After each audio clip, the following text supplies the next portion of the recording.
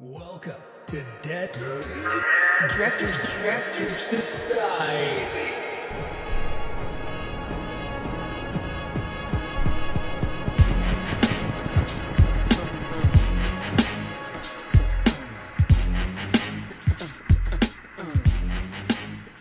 Cool. Well, welcome to the podcast, Courtney. How's it going? Good, man. I'm doing really good. Thanks Right for the on. invite. Yeah, no worries. Well, I guess we should get the basic details kind of out of the way. Um, so you're out in Oregon. Yep, I'm in Eugene, Oregon right now. Okay. And then you said you're a fifth grade teacher. Yeah, that's my main job when I'm not tying flies in between. Teaching fifth grade kids, tying flies or trying to wait for the rivers to go down so I can go steelhead fishing again. Yeah. Yeah. That's pretty cool though. What made you want to get into teaching? Um, it's not like a brilliant story. I think that it was sort of like a calling. My both my dad and my grandparents on both sides were ministers, so they, I don't know, felt like this religious responsibility to their like people, their flock. I'm not necessarily as religious as they are, but I don't know, man. It was just something that like came easily to me when I first started like visiting and doing my observation hours in a classroom. It just like felt like the right place, and I just went for it. And this is 17 years in now, and I love it. It's great. Yeah. Has it always been fifth grade? No, I've taught second, third, fourth, fifth.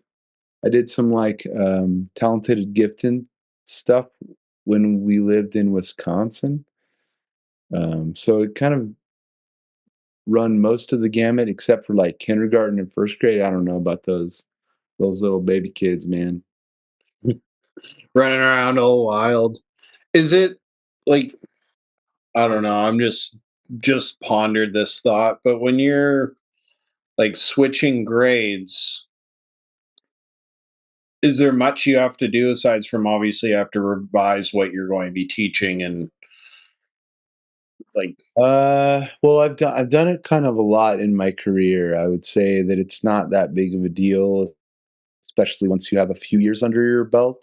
Um, what you need to do then is like kind of be, you need to get good at the whatever the curriculum is for that grade. But a lot of times, if you're going from like third to fourth grade, it's really not that different, and it's kind of beneficial to be able to like, as long as you're going up with the grade, it's like, well, I know where my kids ended up the year. I can kind of just start there, so you have a pretty good insight as to where those kids are. So yeah, you do have to learn some new stuff, but it's not. I don't know. It's not super hard. yeah, fair enough. I don't know, sometimes I'm trying to teach a buddy of mine something and I'm like, man, this is tough. So Yeah, teaching a that, whole classroom of it, I'm sure you have some tricks now for yeah. I've been doing it for a while, and I do like find it weirdly like related to like art. So in some ways, like there's just like somehow it's not like something you can explain. There's like sometimes there's really good teachers have like a presence, and they just like can get shit done, Mhm. kids. And other times, sometimes you don't have that or whatever. Yeah. I will say this though, that I've been lucky enough that I had a weird situation to where we had low kid numbers and all that COVID stuff happened to where I ended up teaching second grade with the class.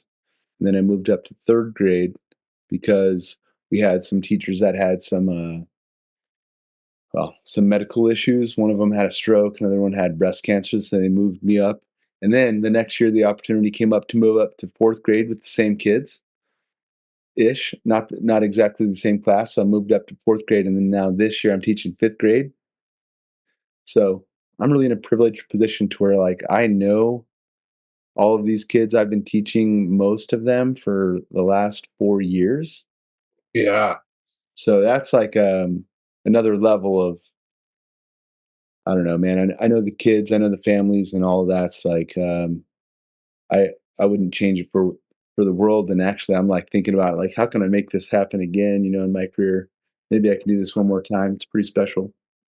Man, that it almost doesn't even seem like a bad scenario overall. Like if every teacher moved up with their class and let's say you hit eighth grade or before you go to high school kind of thing and then do the rotation back down, then Yeah, you get to like restart with these kids because I remember switching, every year switching teachers and yeah.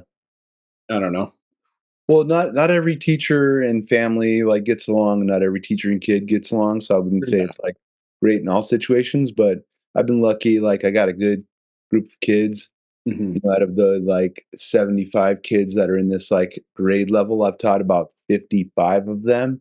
And I just know the kids really well and I know the families really well. So kind of instead of becoming like an expert, if I would have stayed in fifth grade, for 5 years, an expert in the curriculum, I've kind of become more of an expert in the families and in the kids. You know what I Yeah. mean? So like I know this one kid and this is what makes them tick. And you definitely don't want to do this to this kid because that'll kind of set him off. And this is how they learn the best. And so Yeah. it makes kind of things easier. I'm able to communicate with parents a little bit easier because now we're talking about 3 or 4 years of trust and communication. So Yeah. yeah, it's been good. Yeah, that's cool. Um, and then obviously this is what you want to do for the rest of your life, teach. I don't know, man. You don't know. Fair enough. It's hard. I don't know. I honestly don't know. Yeah. Yeah. Maybe not. I like the one of the cool things about teaching is it's like really consistent. You got to get really consistent paycheck. Not that the pay is great, but like, man, it's consistent. I have really good benefits. Um, but I don't know. I'm 17 years in now. I think like once I hit 30 years, it's like retirement age. So I'll likely stick it out Yeah. most of this time. Again, I really appreciate what I do, but I might tweak it a little bit and Hmm. maybe do some mentor teaching, or who knows, maybe I'll give it all up and be a fishing guide for the last There 10 you years go. of my life. I don't know, man. Yeah. Well, that's the cool thing about life. You gotta keep tweaking it as you go. So, Totally. well, enough school talk. I'm sure you get that enough 5 days a week. How actually? Here's your last question. Do you have to do stuff on the weekends? Like, let's call it homework. Do you have like a ton that you have to like prep for when you're at home and stuff? Not a ton. One of my um I was someone one of my co-teachers, we were having lunch the other day and they're like, "Oh, you're a Virgo." And I was like, "Oh, yeah, I guess so." But she was like, "That makes you really efficient." And then I was like, "Yeah, yeah, I really like being efficient." So one of the things that I like pride myself on is like trying not to take work home on the weekend. Mhm. So I grade as much as I can during the day. I use all my prep times like to be as specific as I can to like I'm not checking emails. I can do that early in the morning or after school, but I'm using this time for grading. Honestly, I don't take a ton of work home to answer your question Mhm. over the weekend.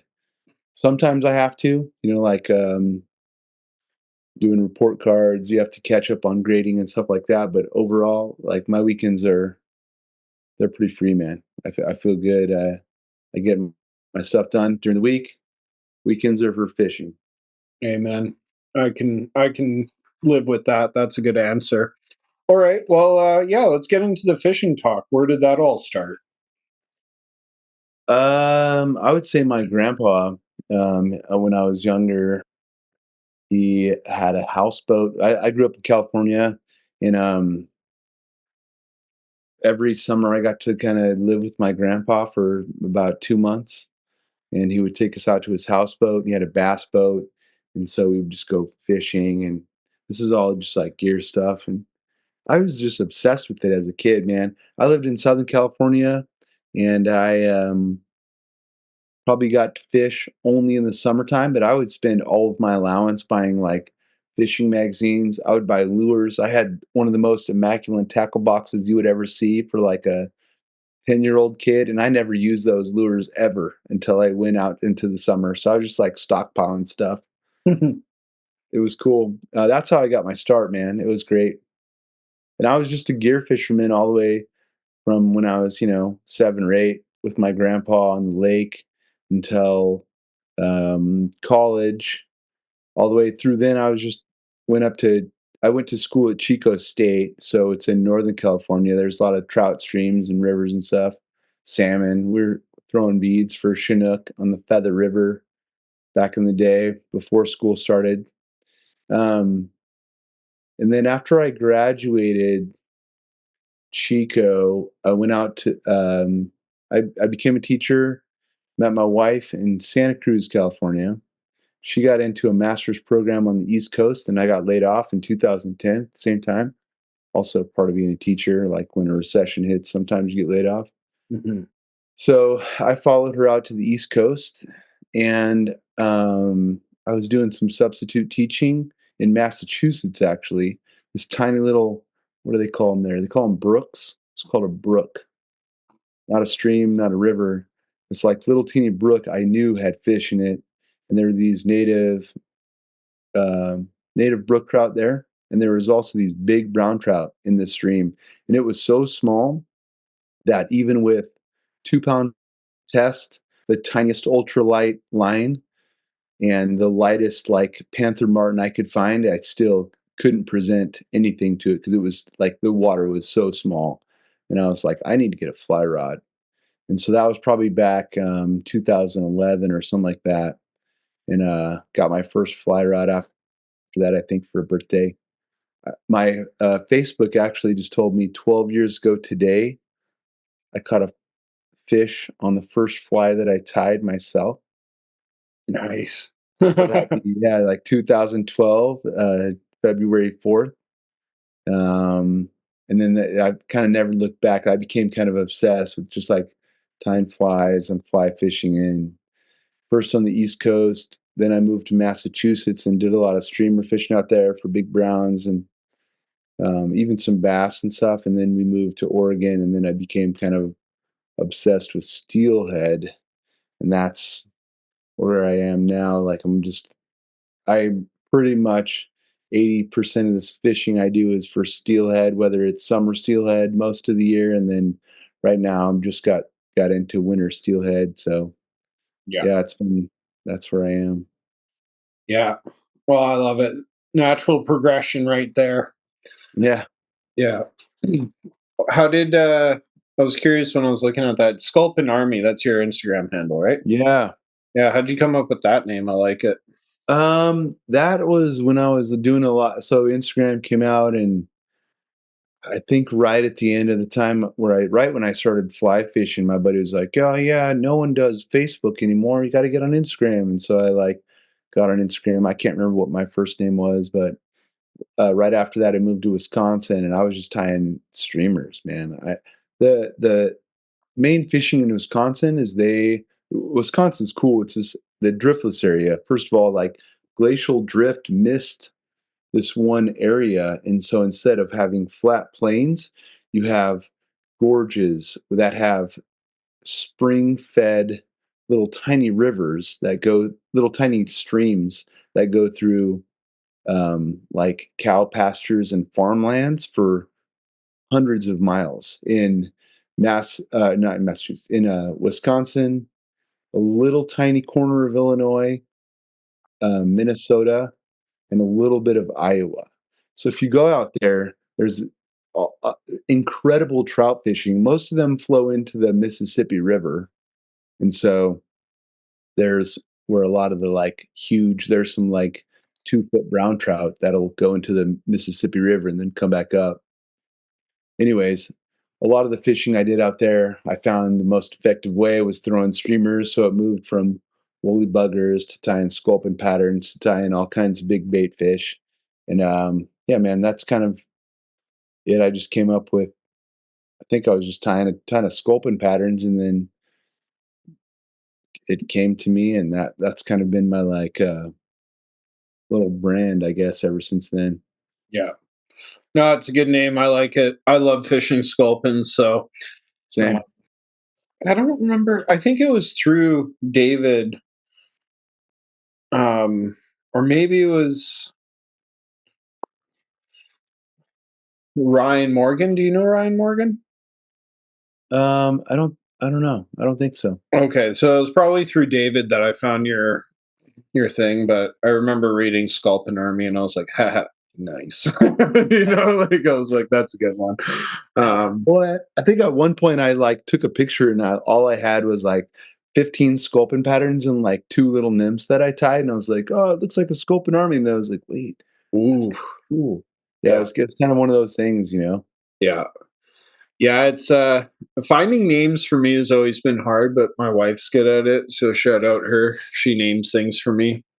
Like Dead Drifters Society, that took like 3 weeks to come up with, and it was mostly her. We eventually just like went on Google and we're like fishing terminology, and just like looked through this whole thing, or fly fishing terminology, and looked through the whole thing, and eventually she was like, well, what about dead drifter? And I was like, it doesn't work. But I wrote it down. I had a list, I wrote it down. And like next day or 2 days later, I looked back at the list and I saw dead drifter, and then, or dead drifting. And then I was like, dead drifter, dead drifters. And I was like, I like it, but it's missing something. And then my goal with the podcast is obviously creating a bit of a community and all that. So then all society came into it. But yeah, I like names. I love when I read. A lot of people are very creative with their Instagram names, so that was one that stood out to me. But Thanks. yeah, I guess when we're talking steelhead, so you're in Oregon, so you're mostly targeting steelhead. Like, do you still go for trout, or are you pretty busy, so you kind of save it? I love fishing for steelhead, man. There's like I do trout fishing mainly in March, April, May. Yeah, And March is kind of hard to pull me away from. If the rivers are in shape for steelhead, I'm going to still chase steelhead. But that's probably the best trout fishing that we have out here. yeah, That's when the dry fly season goes off. But man, you can literally you can get summer steelhead here from June. I've caught them in June through December, hmm, and then you can get winter steelhead from December through April. yeah, So you really just got May to yeah, figure out. I mean, May is like, oh, I'll go trout fishing.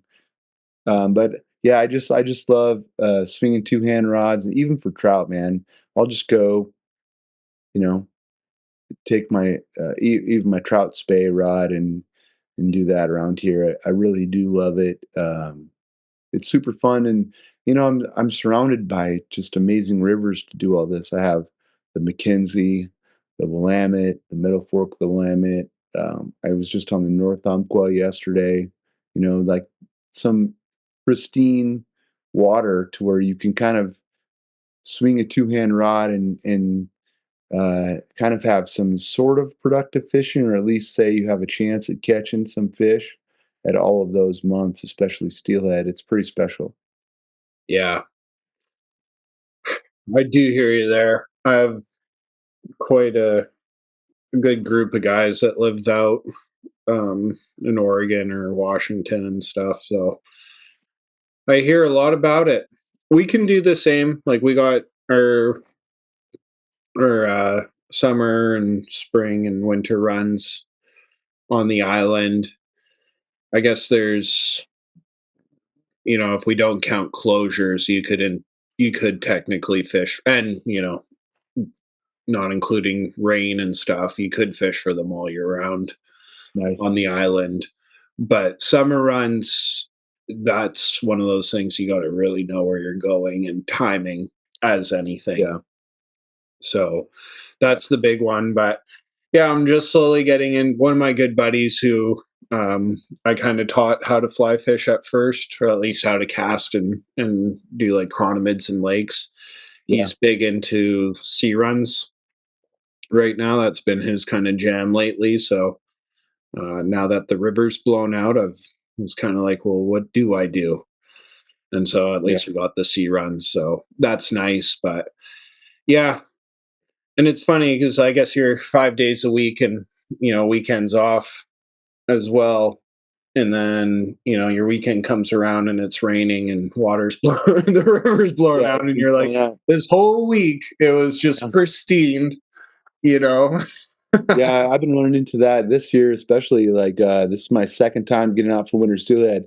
That's by far, I think I've lived here 7 years. It's the least amount of winter fishing I've ever done at this point. What is it? It's February 4th. I've never gone this few times. Um, but it's just the winter, like we weren't really able to get out very much. At least I wasn't, with my 5 day a week job from the beginning of January until probably 3 days ago. I Mhm. think the water finally cleared because we had some crazy storms come through. So Yeah. yeah, it's been kind of insane, man. I figured it out for you. So what you have to do is you just have to write up a little like description on this field trip and like, okay, so I'm taking the kids out to this river. There's life all around you. Yeah, Talk about flows, weather patterns. teacher's gonna go off over here for a couple Yeah, hours. I'll be over there. Well, all you parents will stay here with the That's a good idea. kids. Yeah, Um, parents. I'm just going to see what's up around that bend. There's the North Umpqua Trail. You can take them a mile up and a mile back down. Yeah, yeah. I'm gonna do some specimen sampling. Yeah, I've been hired by myself to do quite a bit of research in this area. So Yeah, dude. yeah, it's I got out I think like 4 or 5 times. Um just floating. Like I've never really floated the lower section. Like our river's not that long. We're on an island, so we're limited in a sense. But we got like the Cowichan Lake, which feeds down into the ocean, and a bunch of tributaries feed the lake. It's yeah, it's the second biggest lake on the island. It is quite massive. Like speedboats and lots of people do stuff on it during the summer. But I've always fished the upper section, which is more accessible. And then I have a raft, like a 3-man raft that I use for guiding, and then I have a water master. And I've always kind of fished with a lot of people, and so a lot of my friends were like, really, I'm really big into your own thing, but not so much this season. I've been like very dead set on like I'm swinging. If I'm on a river, I'm swinging. And so a lot of my friends have been going off doing their own thing, and I've been kind of drifting down the river with a few other people doing more swinging stuff. So I've been getting a lot in, but then when you know it's February is always kind of like, okay, game time. February, March, it's like here's your opportunity kind of thing. And yeah, it just like started blowing out. It's been blown out for a bit now. And the one weekend, couple of weekends ago, I was able to go. I had a friend's birthday party, so um, we went to Salt Spring Island, which was a little island. We stayed there, and I was looking at the rivers, and I was like, "Oh yeah, I should be there next weekend. It'll be fine. It'll be fine." And then boom, it's blown out. So Yeah, yeah, sounds about right. but I've tied a few flies in the meantime. So Yeah, I've been tying a lot of flies this winter. I think I have like the world's coolest intruder box. yeah, I'll put mine up against anybody's, man. Like, I have like 3 boxes. I have 2 boxes. I stick them in like my waiter jacket, and I'm like, I don't think there's anyone on the planet that has more cool flies than these 2 boxes. At least I'm And- very biased, of course, but yeah. No, it's that's kind of like I've definitely mentioned it before, but like you were saying, when you're younger and you're buying lures and stuff, that's kind of the extent when you're not fishing is like either reading about it in magazine, Yeah, TV, but you can't really like not many people set up their gear rod and then tie on their spinner or whatever they're doing and then but fly fishing you get to like well minus the podcast but you can sit there and just tie flies yeah. and it's very engaging in that sense. So I think that like for me I had definitely wasn't the best student. I was loud and funny, or at least I thought I was funny and didn't pay attention. So something like this where I can just be hands on basically all the time whenever I have a moment to myself. I'm like, oh yeah, oh that box looks a little low, or ooh, this new thing popped into my head. I need to tie that up. So it's very engaging in that sense. But same with like, I love your own nymphing just because it's obviously super effective. Um, it's fun and all that. But the one thing I kind of maybe transitioned a little bit out of was like, okay, I know I can do this. You know, I've gone good at it. I'm able to teach people. I can have a good day on a guided trip. And then I went away into central BC in Cranbrook and did dry fly fishing. So I was like, all right, now I can do the dry fly thing. I know how to kind of way so much to learn still there, but um, I know I can do it. And I was like, all I really think about all year long is swinging for winter steelhead. I've yet to catch a summer run, find them, but something about swinging and like, because like Euro fishing, you cast out and kind of go through the run, whatever. But when you're spey fishing, you get that like moment of like, yes, I am here. I am one. Yeah. And then you like do that nice cast and it's the rhythm and everything. And it kind of just, it involves you slightly more, You feel Yeah, I that don't way? know. It's weird. Yeah, I did. I came at it same as you, like fishing from different techniques or strategies or methods or whatever you want to call it. But yeah, it's swinging flies, standing in a river, swinging flies is like one of the coolest ways you can catch fish. I don't know why. I can't really explain it. Some people say it's just because the tight line grab, because you're tight to a swung fly and then all of a sudden it's like on. Mhm. I don't know what it is, man. I'd rather do that than throw dry flies, and I love throwing dry flies, and I'd rather do that than throw streamers, and I actually love throwing streamers. Um, but yeah, man, swinging a fly, getting a grab, that's special. I think I texted you or messaged you on Instagram the other day or today, and I was like, yo, I got a fish. I got a sweet hen yesterday. Only my so I've been steelhead fishing for a few years.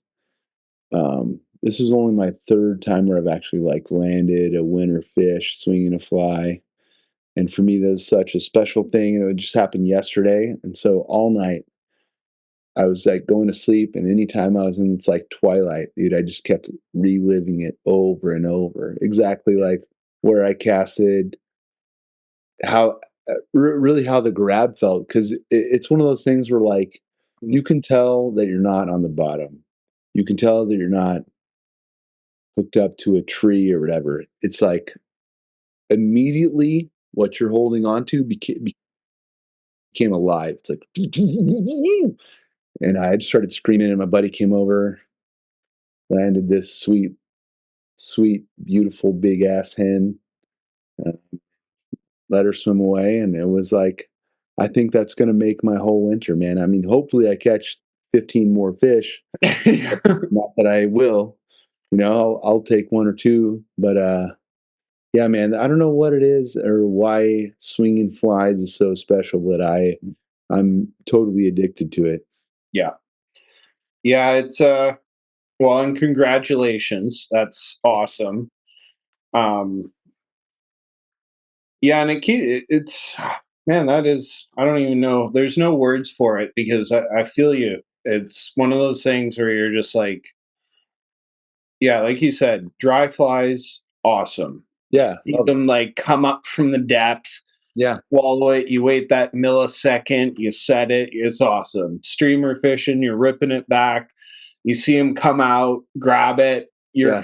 So pumped. aggressive. It's beautiful.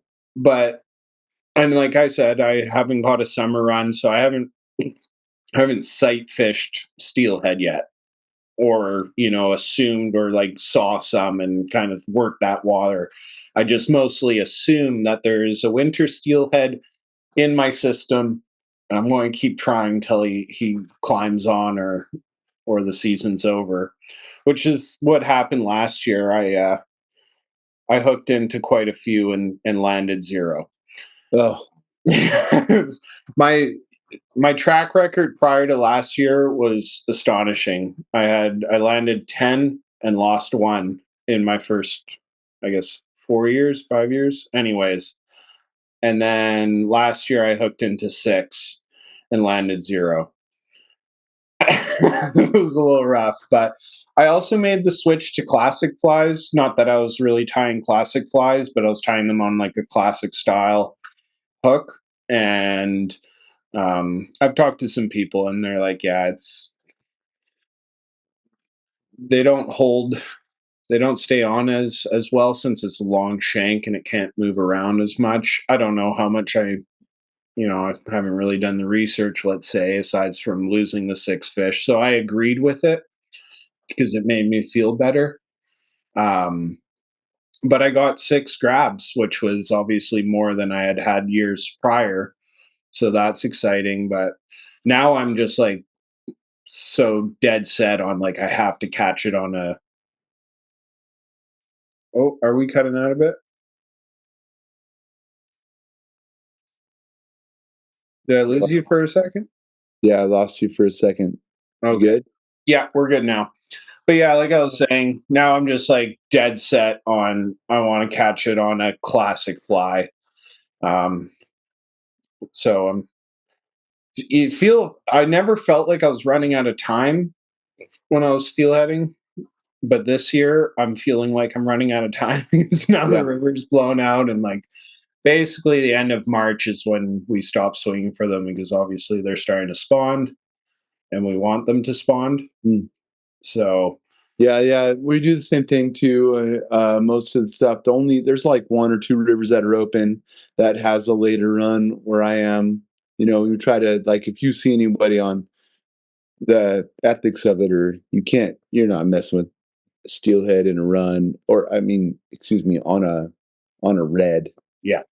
In a run though, that's like different, right? They're not paired up. They're not like digging reds right now. So there's a few rivers that I think sometimes people go fish the North Umpqua through April, but basically I'm the same thing. Basically, it's through March, Yeah. and it's kind of over. Ron, That's cool. And I'm into the classic fly thing as well. And I've also had the same thoughts about catching them on like a more classic pattern. I've tied a lot this season, especially. I have in my box. I got my intruder box. Then I also have my like long shanks, like it's like size 1.5 Alec Jacksons. where we got And, got working on. yeah, and some people say that that long lever it makes it easier for them to just like work out, Yeah. which might be why they get lost. But I'm going to definitely fish some of those when the water's high this year and Mhm. see how it goes, especially if it's well, not when it's high, especially if the water's a little bit lower. Yeah. You know what I mean? I'll have more confidence doing that. Yeah. And I have noticed with these like classic flies, you get a lot more like other trout. You get Yeah, all these other species that grab. Whereas I found with the intruders, it'd be like once in a blue moon where you'd get a brown or you'd get a rainbow or a cutthroat or something. But yeah, so and going back to the classic flies, it's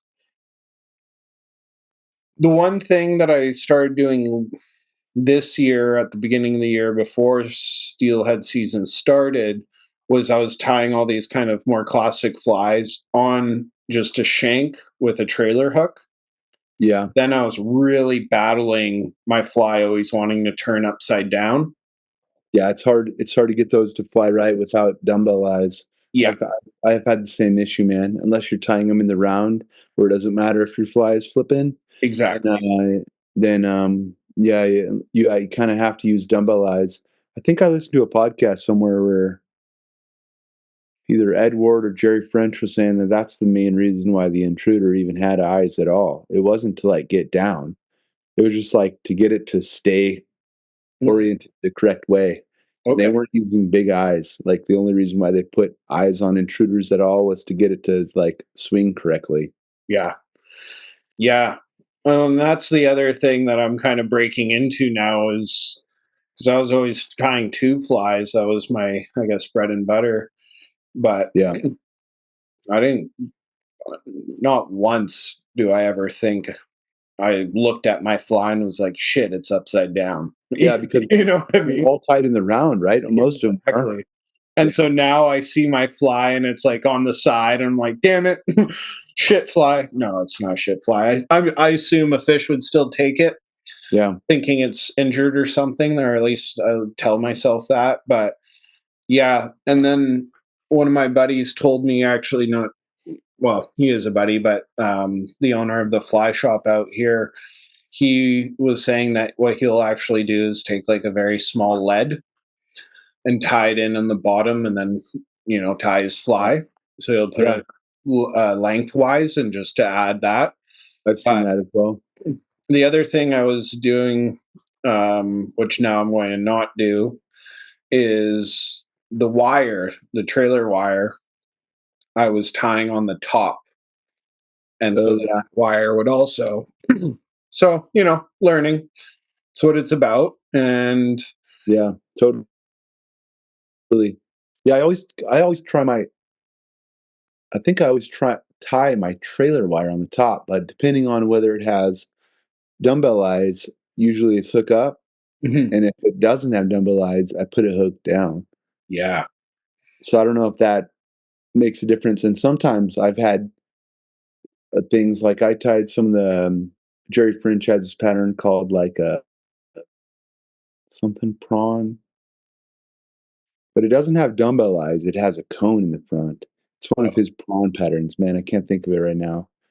I'd like to give him credit for it. Uh, anyways, yeah, the with the cone on it, it like flipped upside down all the time. And so then I just flipped. I took mine because mine was just on a loop on a wire, and so I flipped my hook upside down, and then it rode correctly. yeah, So it's sometimes, dude, yeah, that stuff with shanks and wires, and they just ride weird. And even some of my intruders, I was noticing yesterday, they kind of floated or swung a little bit sideways.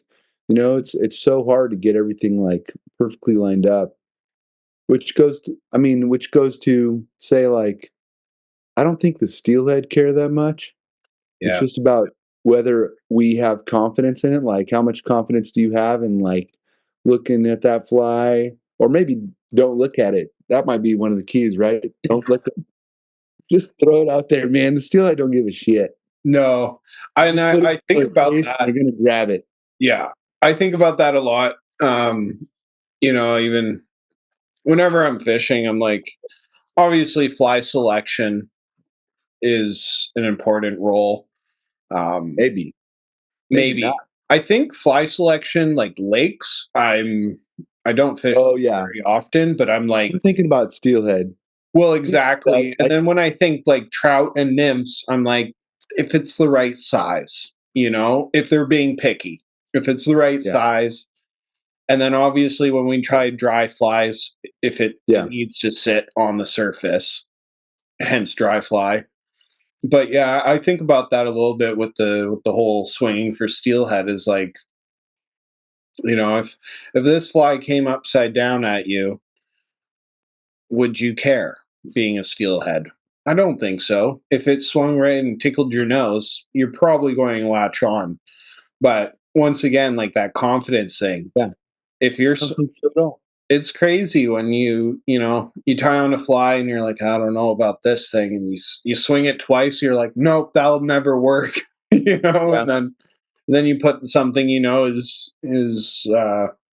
is effective, or you've caught fish on it before, and all of a sudden you feel like as long as your cast is good and your swing was good, you're like happy. yeah.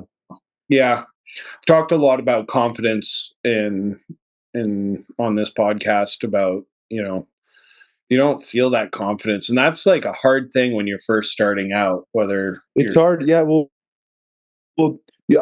I went through this, man, because I was a new spey fisher, and I was an effective fly fisherman. Like I could nymph. I've been to Montana, caught big fish. I'd caught 24-inch brown trout in Minnesota and Wisconsin, and I'd caught 30-inch brown trout or 30-inch bull trout up on the South Fork of the Flathead in Montana. And Mhm. then I come out here in Oregon. I don't know what I'm doing, man. I'm a two-handed rod, and these fish are not. They don't want big streamers. They want little tiny like dry flies, and not dry flies, but wet flies. And I was just so out of sorts. And what's really hard, especially for space fishermen, is you don't get like any data back. You Yeah, don't get like grabs, and you don't get fish caught. So you could be doing the exact right thing over and over and over, and without fish giving you that input that like, hey, you're doing the right thing, you are always second guessing yourself. And I went through that. At least I think I went through that for a long time because dude, catching a steelhead on a swung fly is, I think, pretty challenging. And it took mhm, me a long time before I had any confidence at all. yeah, yeah. I very much agree. It's yeah, it can be mind-boggling, and like I question myself once in a while about like, am I swinging it too fast or whatever? But Or is it I'm the at, right water? is Even it even the right water? yeah. I kind But of wish I was going back like 100 years in time. Get Bill and Ted's like phone booth, yeah. right? How would the fishing in Vancouver Island be 100 years ago? Dude, I've heard crazy stories from old people. It's funny, like the really old fishermen, they always have Yeah, like, oh, 30 years ago, if you were standing right where you were, there'd be a sea of steelhead in front of you. And I'm like, yeah. You could scoop 5 out with every net cast. yeah, we used to take home 20 every day. Oh, that's nice. you Yeah, know? thanks a lot, Yeah, asshole. yeah, exactly. Um, but yeah, I do find that quite comical when they say that, and I'm like, man, I didn't need to hear that. I just fished a month without a grab. Yeah, yeah. Well, dude, I just broke a 3-year drought Yeah, for winter steelhead. 3 yeah, years, and I think I know what I'm doing. Like I tie good flies. Here's what's really hard is you had David on the podcast maybe a year or 2 years ago, and winter steelhead, and you're just like your spot, my spot, your spot, my spot. There were 2 weeks in a row where like he got a fish, and then the next week we came back to the same spot. I'm like, yo, I get this spot, man, because I had caught a fish there before like 3 years ago, mm, nothing. And then we go to the next spot, and he's up, and it's like some spot I've never even thought about, never even wanted to fish. yeah, I think I'm on. He yeah, catches it. I'm like, oh man. yeah, It's like literally the flip of a coin decided the day.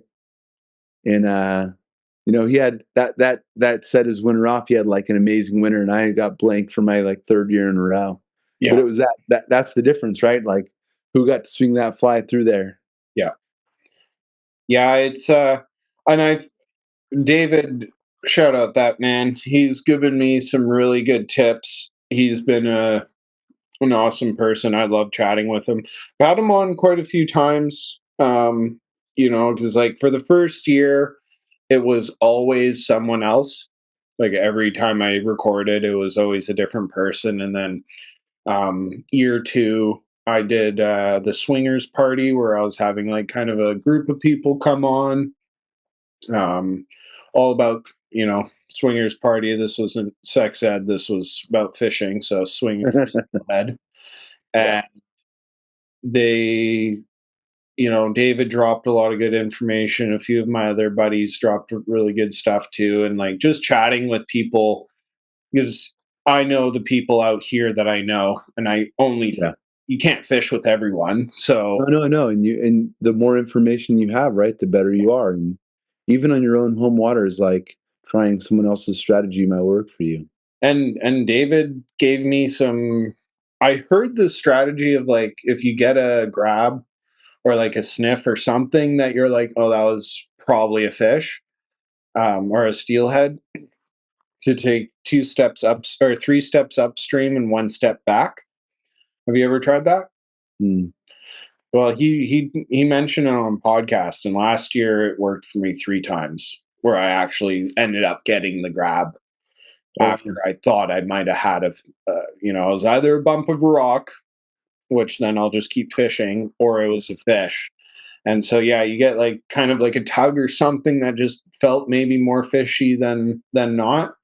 And so you take 2 steps, 3 steps upstream, and 1 step back, and not like massive step, just normal steps.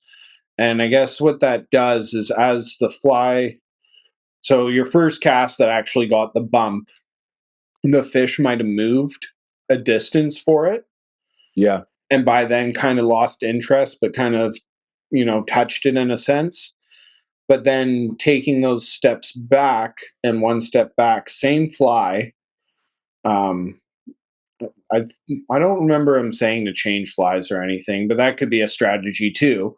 Yeah. But That is. then just re-swinging that. So now that fish is, it's moved. It was kind of willing.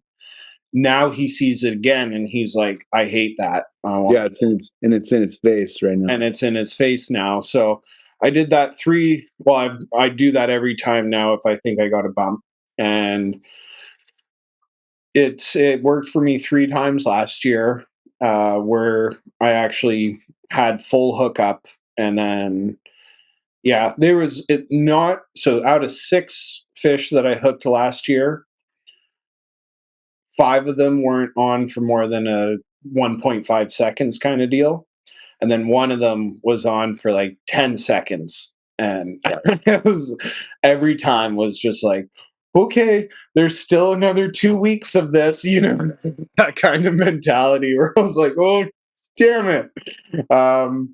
But yeah, it was those little like techniques, and then being able to share information with people.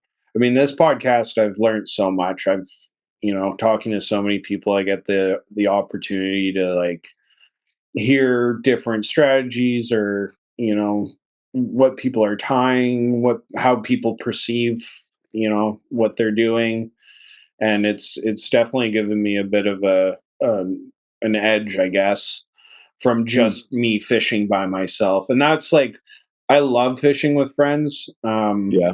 I generally am always with someone, very rarely actually go fishing by myself, mostly because it's weekends that we get to go out, and then it's like Yeah. someone's going to message me, or I'm going to message someone to see what they're doing.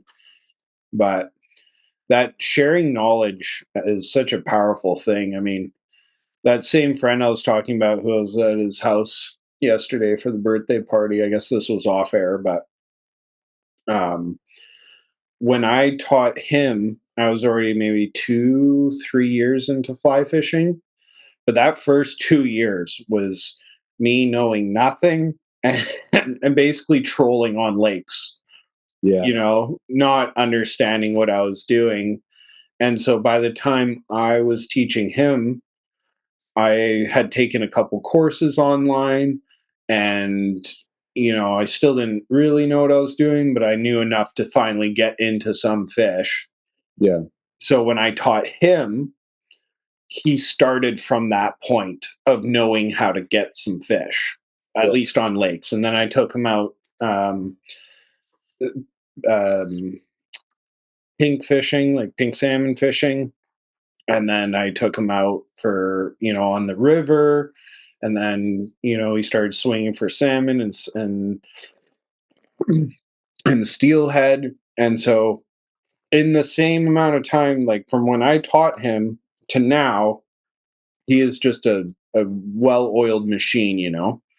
So that like ability of learning from someone, I'm, so now whenever I'm fishing with anyone, I don't care if they're better than me or not. I'm like, what do you have to offer? What can I Mm, siphon off of you? You know what I mean? yeah. So, did you, when you got into spey fishing, did you have like who was your mentors or who were you fishing with? Were you fishing with someone that already knew what they were doing? So David and I kind of started learning at the same time, Okay. actually in gym. So we did this thing. We started this little club, and we met up at Deadman's Ferry, which is here in Eugene, and we would just swing. And I'd bring my daughter sometimes, and we would just like swing through the summer. And then we eventually titled our group text Deadman's Swingers Club, and then I think that like grew into a little thing where Jim has some like stickers and stuff. But no, man, I my best friend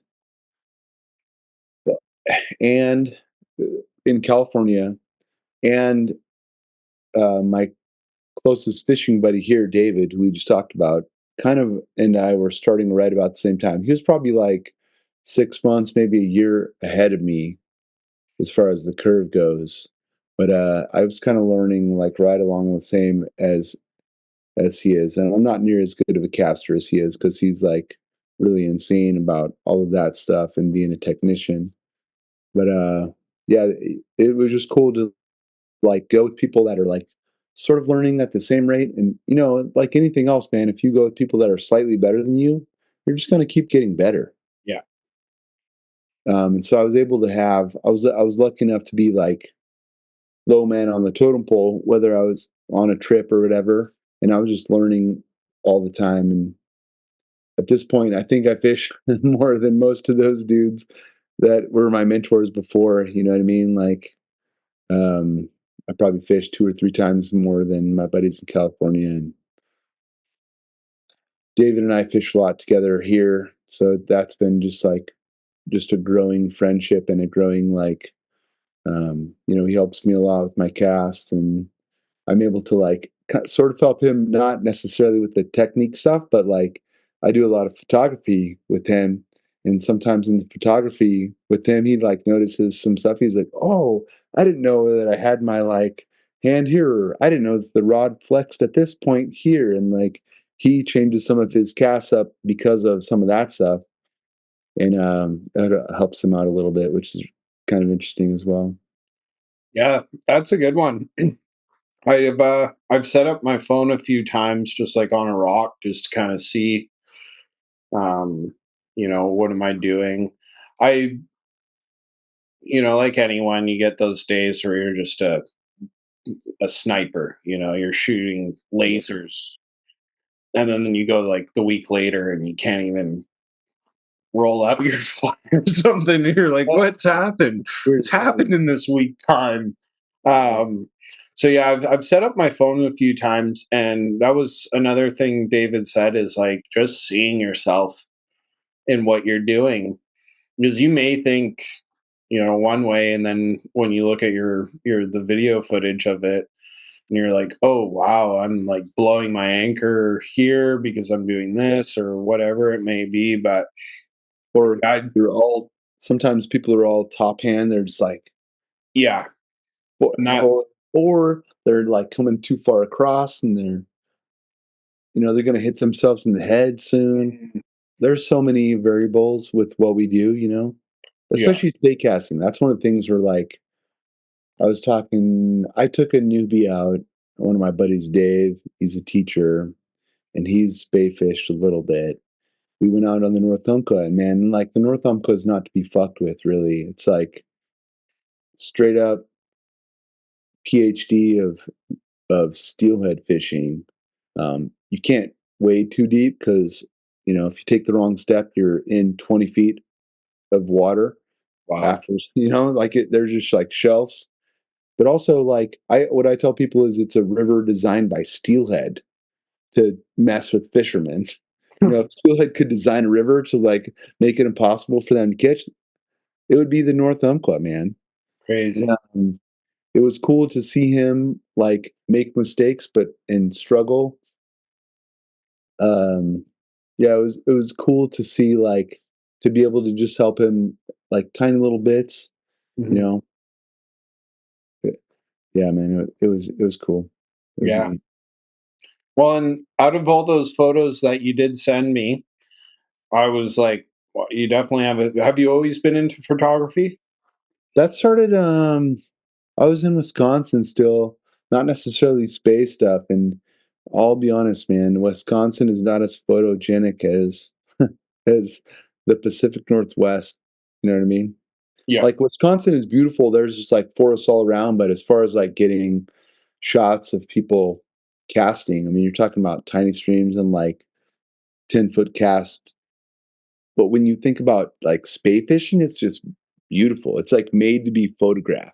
Yeah. Whereas even fishing for 24-inch beautiful brown trout in Wisconsin, wild fish are like, it's kind of ugly, man.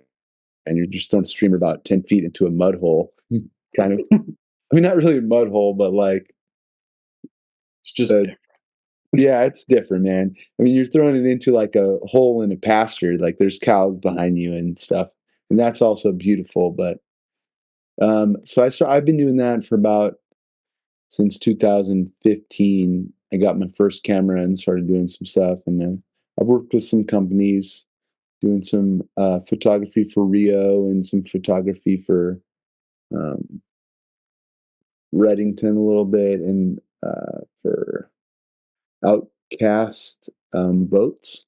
Yep. Like you have a Watermaster, Yeah. but Okay. it's like kind of one of the companies that makes different boats than the Watermaster, and I have a couple other boats. They're awesome, man.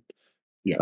And I love, honestly, like the one of the cool things that you said about being, fishing with somebody else is instead of just like sitting there waiting for someone to get done, I can bust out the camera and like get some images or get some cool content of them fishing or maybe catching fish or even just like the high five after the hug or, Hmm.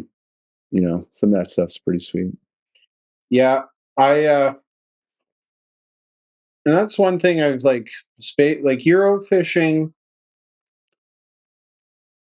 I find is a lot more like people are no one's sitting around just like enjoying the scenery in a sense. Yeah. It's a lot more like, oh, I'm going to cast here, I'm going to cast here, I'm going to cast here. Oh, you're Yeah. fishing that spot, I'm going to go over, whereas like you get to a run with your buddies and you're like, okay, this is a short run, so I'll run it through first, then you can run it through. Or it's Yeah. like a long run and it's like, okay, you work the top section, I'll Yeah. work from this point down. There's Maybe more rotate time. or maybe move on. So you get a little bit more time to just where you're sitting and watching.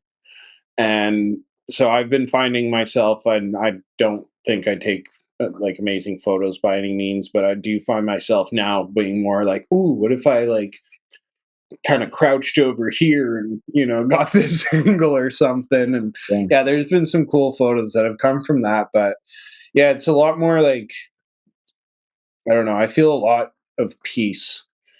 Like, I just was fishing for cutties yesterday and today, sea run cutties. um, you stand, you cast quite a bit, or you can like wait and try to see them, but they don't always show themselves. So like you could No, stand there all day long. they're all ninjas. Exactly. And if you see one fish, there's probably a bunch more. So it's like, and then if you're with a group of friends and one fish surfaces, you got all the people going to go catch that one fish. So yeah, that's one thing that I like. Before I started guiding, I had a lot more pressure on myself to catch fish or to Mm. like, you know, there was more of a pressure in my mind. And then I remember when I got the call that I was allowed to guide as long as I got a boat. Um, obviously I gunned for getting a boat as quickly as possible, which happened. And then I like started guiding. And I remember the first day I guided, I did feel some form of pressure, like, oh yeah, I'll be doing this all the time. All good, you know? Even like though I'm not fishing, but I'm still like cast there and that right there. Yeah. And they do that and they get a fish. I'm like, that's a good feeling. But so I can live vicariously through that. So I just don't feel that pressure. Like, you know, even when I get to a system, I'll watch it more, I'll look at it more, I'll like look up and be like, damn, we're in a beautiful place right now. Yeah. You know what I mean? Yeah, man, spey fishing is like its own weird, cool little animal. Hmm. Yeah, and I really it's the same thing, man. With the buddy, it's better. You know, you get to just like sit back and enjoy some time, whether you let them go through first and you're going through second, or you're breaking it up. Hmm. Or honestly, that's what's cool about having a camera. You know, it's like you have stuff to do with your ADHD brain, ADHD brain like me. When you're not actually fishing, you know, you're like, oh, let's get this angle or whatever. Hmm. It's pretty sweet. Yeah. Well, we're like when I first started spay fishing, aside from the cast, what's your kind of thoughts that go through your head with like your swinging? Like, do you see water and be like, "Oh yeah, I need to definitely slow this down," or "This probably need to speed it up," or do you usually just kind of bomb it out Uh, there and hope for the um, best? I think I find myself constantly surprised where fish hold. Most of the time, I'm always looking for like slower water, right? A lot of the times, like you're in fast water. A lot of the times that I'm spay fishing, I'm in a boat in fast water, and you pull over when there's slow water, and you're like, there's going to be a fish either in that seam or maybe in the slow water. So I'm always looking for that. Um, Yeah, I don't really I honestly I think I find myself surprised. The fish I caught yesterday was in sort of a shallow riffle, even though it's winter fishing, right? Like this fish, but it had come up like kind of a falls area and pulled over in some like slower water, but it, you know, 3, 4 feet deep. But it definitely had some like chop on top, and unless you really paid attention, you might not have like swung it. It's maybe, you know, 15-foot hole, 15 foot in length. So Hmm. you might put maybe 5 or 6 casts in there. And I got lucky, and there was a big, beautiful female in there. I don't know, man. I find myself, well, two things. I find myself like consistently getting data like, oh, this run always holds fish. I don't know why. And also I find myself like finding different spots where fish hold where I'm like constantly surprised. Yeah. So at the same time I'm getting data like, oh yeah, there's always going to be a fish here. I'm also getting data that says like they could potentially be anywhere. Yeah. So Well, and our system, I honestly don't know. I know you don't work in kilometers, but I don't know the exact amount of kilometers. But from the ocean to the lake, it's probably like a 30-minute drive. So we're not, okay. this isn't like a crazy long system. And obviously, bends and all that add to time when you're actually on the water. But we have a lot of gear guys Yeah. that go down the system. There's a lot of guides that do just gear fishing. There's a lot of people that just do pin fishing in general. And I've been more, I've been realizing more that they just fish such like just different water than us, obviously, because they Yeah, yeah, need yeah, totally. shallows. And so, and I'll be like, you know, rowing down and I see these guys pulled up and they're fishing this like super fast seam with like not even that slow of water next to it. And it just makes my brain twitch a little bit because I'm like, man, Yeah. if we took this whole system and just straightened it out and we marked where all the fish were, I'm fishing this like percent of a percent basically of the water that I can fish. Yeah. So it's, like you were saying earlier, it's swinging for steelhead is not the most effective way, obviously. No. It's Fishes. like it's probably the least. It is definitely the least. Yeah. But You know what's interesting that I thought about recently is that like you're not necessarily looking for the best steelhead water when you're swing fishing. You're looking for the best swing water. 100%. Yeah, like there's going to be fish in that super deep fast hole. Like you can't fish that. Can't even get close. No. So you need to find like good swing water. You need to find that slow water where there's likely a fish there and it's sitting in the slow water, and when that fly comes across, it's going to grab it. Yeah. Which that's one of the things we're like we're both relatively new, I think, to swing fishing, and those people that are guides. I can think of all the knowledge that the guides on the North Umpqua have in wintertime, and like the flows that I was just in yesterday, like so many of the runs that I really enjoy fishing in the wintertime were a foot high to where I was up to my belly button, like barely able to cast 2/3 of the distance I can normally cast because the water was so high. Mm-hmm. And a couple of casts in, I'm like, dude, this water's moving too fast. Like this is not a good run right now. We should not even be here. I wonder like all of that knowledge that those guys have, Mm-hmm. People that have been on that river for 15 years or 20 years, at even at just like certain depths, that they know exactly where to go. To where me, I'm still learning, and I caught a fish yesterday. Like I sort of know what I'm doing, but compared to those guys, man, Yeah. I think that was a big thing for when I like started guiding. I wanted to guide for a long time and kind of put it on the back burner because I was like, there's no way I'd ever be able to do that. yeah, With like I'd need years and years of more than I have now. Um, but it was right around the time I was changing my mindset on life in general, from like a little bit of a darker way of thinking to a more positive way of thinking. And one of the big things in there was, you only need to know like 10% more than someone to teach them anything. Like you don't need even 10% more. You can know 1% more and you could teach someone something. hmm So that was kind of like my big like push to like, okay, yeah, I am ready. And then um when the guide I work for, Vancouver Island Fly Fishing, shout out Ray, um, when he gave me the opportunity to do it, it was kind of like, oh my God, I'm doing this. And then I was like yeah, super scared because I was like, fuck, he's had how many years of fishing? Like he lives on the river basically, and he's been fishing that area, like he has so much more knowledge. And then, my first season, he was like, you did amazing, man. Like all the customers were happy. Everyone got fish.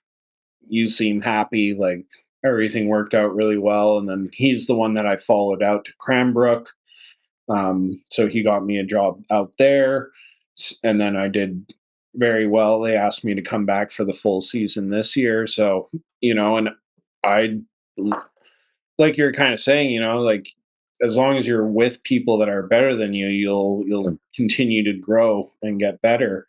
But when you're looking at people that, have 15 years on the Umpqua or, 15 years on this river or that river, and then you've never even, like I went to Cranbrook, I'd never been to Cranbrook, yeah, I never fished um, for West Slope cutthroat. I had never taught someone how, or I've kind of taught someone how to dry fly fish, but I never really had that opportunity to like do it daily. And so I was like, oh, all right, so it's a mind boggling thing, but at the end of the day, have your fly in the water and hope for the best is where you should start. yeah, And the 100%. knowledge will come slowly. But yeah, I'm at the going back to like talking about the runs. and like how you're picking like nice swinging water, it kind of ties into like the whole fact that and I've talked to, like I said, many of people, that confidence thing, you see that right water and you're like, oof, okay. And then you get your fly out, you're like, this is the fly for this run. You make a cast, it just lands, it's swinging, everything's beautiful, it's all tying in together, and you don't get a fish. Yeah. But you still felt amazing. You still felt like you were doing the thing. Yeah. But now when I look at runs, obviously I'm like, okay, yes, this is swinging water. But last year, I was fishing with someone that I also work with guiding, Dan Taggart, and he got me to pull over in some spots that I was like, what? Why would we fish here? You can't swing this water. And he was like, yeah, Yeah. of course you can. You can swing anything in theory if you Yeah. Yeah. can. Even tiny little holes and little Yeah. buckets. Yeah. And I got, I've been fishing some water that I wouldn't normally fish, whether it be faster, whether it be whatever it may be. Um, and not to say that I've been, not in them all of a sudden, but I'm now starting to kind of branch out of that perfect run to swing in where I'm like, there's 3 boulders over there in this run and I can stand on this bank. I'm gonna swing it, and so that's a thing um that I'm putting into my mindset is like, okay, I see all these gear guys fishing these things, places that I can't fish, but they're fishing water that I wouldn't, based off of the knowledge of what I'm doing, I would assume there wouldn't be fish there, but there is because they're guides that have been guiding for who knows how long fishing that water. So, yeah, it's definitely, breaking out of that one mindset of like, this is the only place that they hold. Yeah. I think has added to a few grabs here or there, but one of my favorite runs, there's like 3 of them on the system that I fish for winter steelhead, and I love when it's like a corner and a nice sandy corner, Mm. and then it kind of swoops back further and there's that drop off. Whether I catch a fish or not, I just like I have to swing. I'll be late. Yeah, you're I'll be feeling like, it. "Oh shit, I'm supposed to be home in 10 minutes and I Yeah. have a 45-minute Sorry, drift man. left." And my wife needs me home now. I'm fishing it. I'm sorry, babe. Like, yeah, traffic was terrible. I don't know. You know what I mean? But like when I see that type of run where it's like that corner with like a long swinging section, but it moves back and it's a drop off. I've had it happen twice where I've gone fish out of that scenario, but that is like the bread and butter in my mind. When I see that run, I'm just like, I don't care if there isn't a fish there. That is going to be such a good feeling when I'm done swinging that thing. Um, it's funny though, because like, you know, we went out. My reel blew up on me last time I went out swinging. What Brand really? new. What is it? It's yeah. My brain's working great because it's late. It's a sage Mm. something or other. It's a reel. A real? Yeah, it's. I mean, I bought it actually originally for my streamer rod, but it was a 910. Mm. My streamer rod is an old blank. Someone made me that rod. So it's an older blank, so it's heavier. So it's really Yeah. hard to find something that would balance with it. So I put a 910 on it and it balanced beautifully. Nice. And, I got the muscles. I'm not worried about the extra weight. So, anyways, I was going into steelheading and I was like, well, I shouldn't just put that reel away for a whole season. So I used it, but it was like -5. There was no real reason to be. It was like, 4 degrees for weeks and weeks. in the morning, and then all of a sudden it was like negative, bunch of snow on the ground. There was no reason for me to really be out there aside from I'm crazy. And so I went out and my reel literally blew up. I had to send it back to get repaired, and it was a whole thing, but reel blew up. I'm sitting there on the bank, like trying to fix my reel. It's basically now a pin reel. It just freely spins. Cool. Yeah. And my buddy's fishing, and I was like, have you ever tried to explain to someone what we're doing right now? Have you ever gone like someone be like, "Oh, what'd you do this weekend?" Be like, "Oh, I stood in a freezing cold river for about 10 hours. Woke up super early, got home late, was exhausted, had to deal with all this like gear that I had to put away." Like, wouldn't make sense. They'd be like, "What do you mean, man? I was at home, relaxing, watching Netflix, clean the house. You're out there in a cold river. Why?" You I know? was I was recently doing the same thing. I was like messing with my fifth graders, and I was like, yeah. So I really am hoping for this weekend, a chance where I can go stand in this river that's like 40 degrees.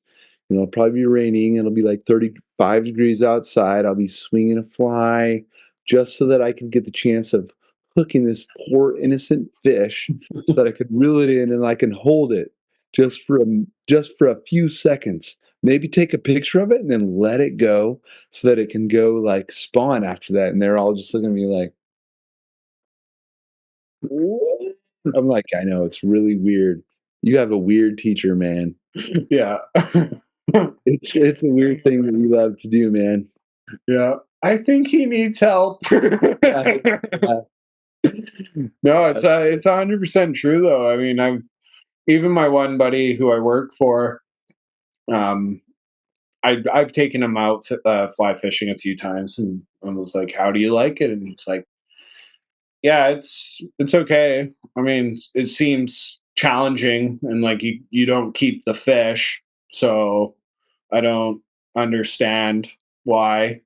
He likes going out on the ocean and catching fish and taking it home and cooking it. That's his. yeah. I He mean, I like don't hate that either, right? Like no, if there's hatchery fish here on the Willamette that like if I catch a hatchery fish, man, that thing's coming home.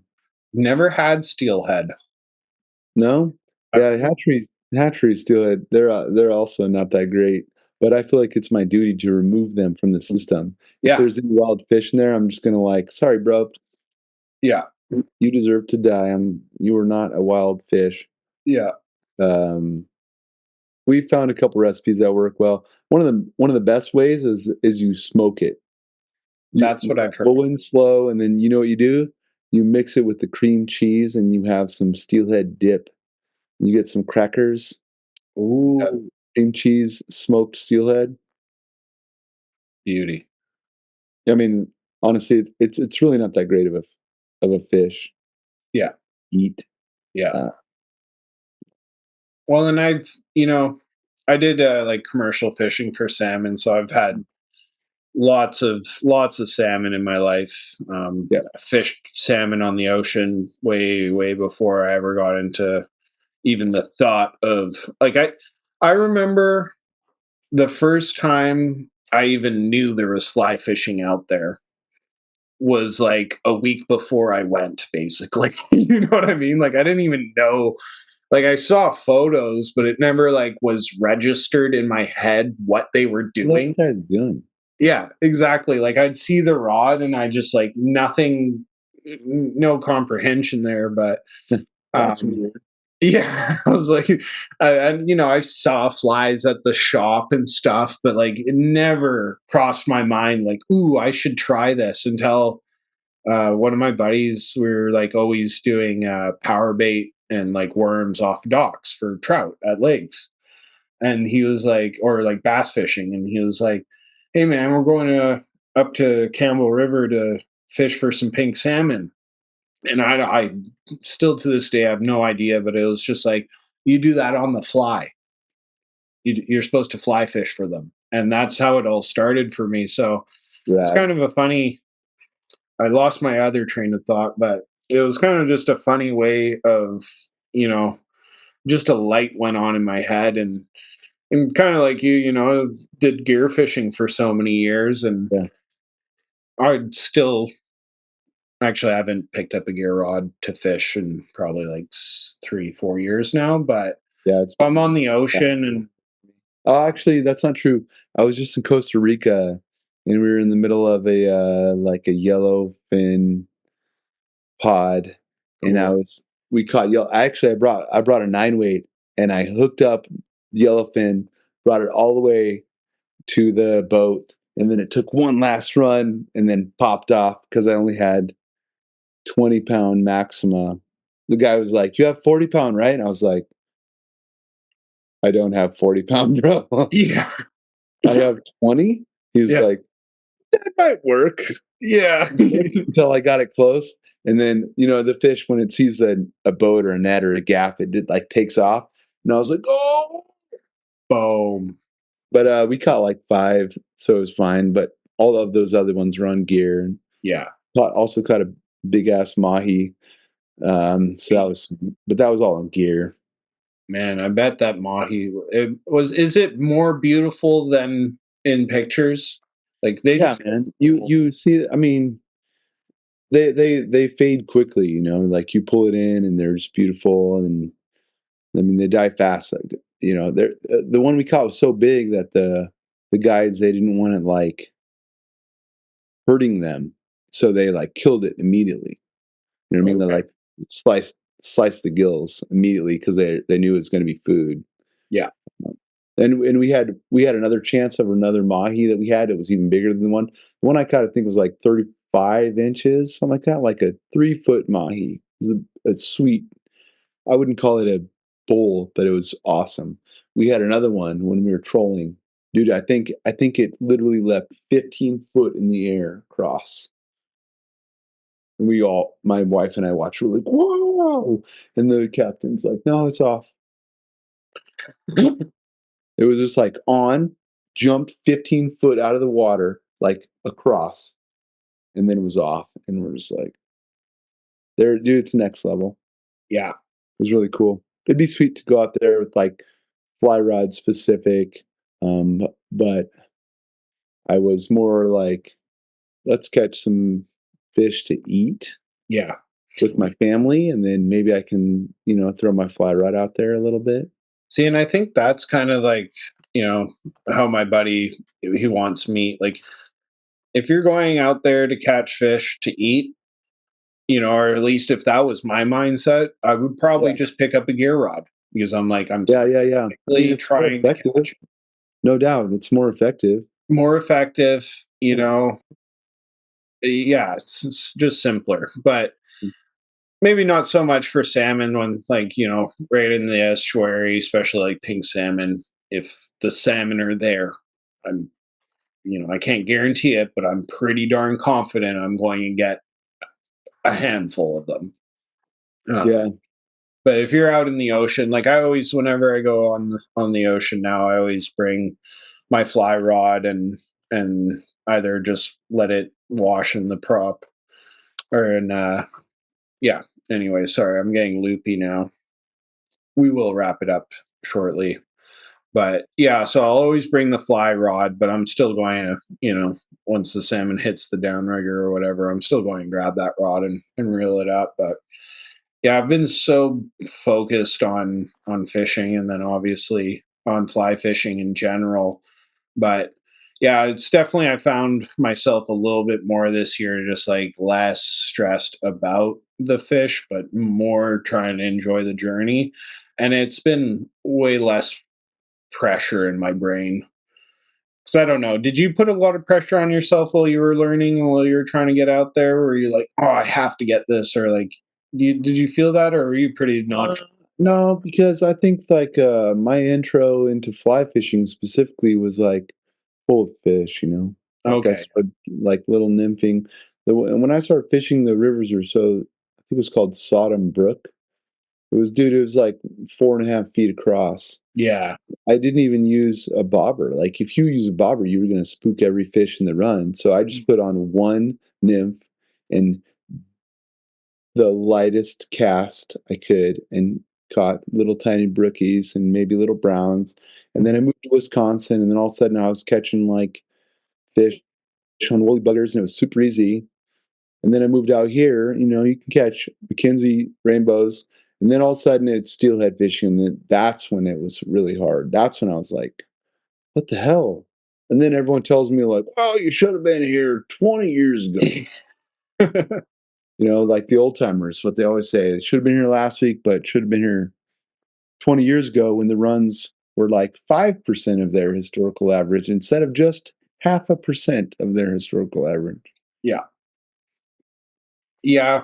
My I guess my intro to like the whole fishing, fly fishing thing, especially when I got to a river, not so much the lakes. I mean, the lakes, I've I like lake fishing. I wish we had uh, a better stocked breed. Like we get the wow, I'm just forgetting every important word that I want to say. Lampoos or something? Anyways, well, there's Panask Hmm. and like the interior, which are really good fighting fish. And then in the interior as well of BC, they also put like blackwaters, rainbows. These are all rainbow species. And we get Fraser Valley on the island. And Fraser Valley rainbows, they kind of fight like a boot, like they go that way and then that way. But like Panask are big fish. They grow big. They love cromnids. They jump a bunch. They run hard. Blackwater are just a hard fighting fish as well. So the lakes on the island don't have that much appeal anymore for me. And so when I got into fishing on rivers, that's where I was like, this is my jam. This is what I want to do. I pretty much started with winter steelhead. So when I got into nymphing, when it started warming up and we weren't fishing for steelhead anymore, um, I was, using a dry line and nymphs. Our river is not really considered. It's not considered a dry fly river. You can get them on dry flies, obviously, and like you will see hatches, but it was nothing like when I went out into the interior in Cranbrook. Um, and Cranbrook's pretty close to the border of the U.S., so like it's dry fly. It's world renowned for its dry fly fishing for sure. Um, so it was always nymphing. And then when it became winter time and I was still just using a dry line and heavier nymphs, I wasn't like in them. It wasn't like great fishing, or not winter. I should say more like fall as it was cooling down, and October and stuff, September, October, November. Um, so then when I got introduced to Euro nymphing, the whole game changed because our river's not super wide, and generally it's fast if there is a decent flow going, and so getting down is like your number one thing. So Euro nymphing, then I was like, I'm the best in the world. No one can top So many this. fish I can catch. Yeah. And then of course, then seasons slightly change. Fish are done eating eggs, and I'm like, oh, I suck at this. And like that whole cycle kind of started. So yeah, it's not mandatory to do Euro nymphing on a river by any means, but if you want to have a successful day when it's higher flow, you know, that's where most people will go towards, just because of how effective it is. Um, and there is a slight, you still get, it's not like spey fishing where you get that like peaceful reward, let's say, but when you cast out and hit that seam and you're running through and you already know there's a fish somehow, and then he grabs and you're just like on him, or you start to learn where the brown trout like to sit, and you pretty much can like pull up the same brown trout a few times in a year, and you just know like that's a satisfying feeling. But the the whole getting down and stuff was like the biggest hurdle. When I got introduced to tungsten beads, I was like, holy shit, this is insane. Like you get down like that, and you freaking, there he is, there he is, there he is. So, and then you get introduced to, or understanding spey fishing and swinging a fly more, and you're like, holy shit, what do I know? Like, do I know anything here? And you go like months or like, multiple weekends out and you get nothing. And it's like, I don't know. If I was like 5 year into trying to catch a steelhead and had never gotten one, I probably would have given up well Yeah, long ago. I would have been like, no, this isn't for me. But they always know they let you they give you enough action. They always keep you coming back. dude, that's what I think. Yeah. Yeah. Yeah, they Yeah, know I what had a they're 2 year doing. drought, and I didn't even think about, like, quitting, but if I'd gone 5 years without touching anything, I would for sure I'd be done. No, Yeah. but I I think within those 3 years, I think I tailed 3 of my buddy's fish where it literally a flip of a coin could have been me. You know Yeah. what I mean? So then I'm like, "Well, I'll say that we caught those fish," and, Yes. That's a very important point you just brought up. yeah, I am also now those. in the realm of considering anyone I'm with our Yeah, fish. mm, If yeah, I caught the fish, that's my fish, okay, you guys. But if you caught a fish and I'm with you, this is an us thing. totally. Um, it's like being married when like, oh, we should take out the garbage. Interesting. Yeah, that's a me thing. Yeah, But yeah, it's that's the cool thing too I really like about steelheading is, you know, if one person catches it, like yeah, you said yesterday you got one. You're basically high on life. You're going to bed, you barely can sleep because you're like, "Oh man," and then it grabbed and then you're like freaking out about it still. yeah. Probably next week Well, you'll still be thinking about it. I bet you tonight I'll be thinking about the same thing, man. Yeah, exactly. But then you share that with your friends. Like anytime I got one or my friend got one, it's like everyone like huddles around, like talks about it. You get so amped up, and that drive home. My Whenever I'd call my wife, I guess girlfriend at the time, but whenever I'd call the wife and she'd, you know, I'd be like, "Hey, how's it going?" On my way home, and she'd be like, "Didn't get one." But then if I got one, I'd be like, "Hey, babe." She'd be like, "You got one?" You know what I mean? Like she could just tell by the sound of my voice, which is, and then you see grown men turn into little kids. Hey, hey, I got one. They're freaking out. Everyone's like are surrounding you. So it's pretty funny how powerful that one moment can really be for a group of people.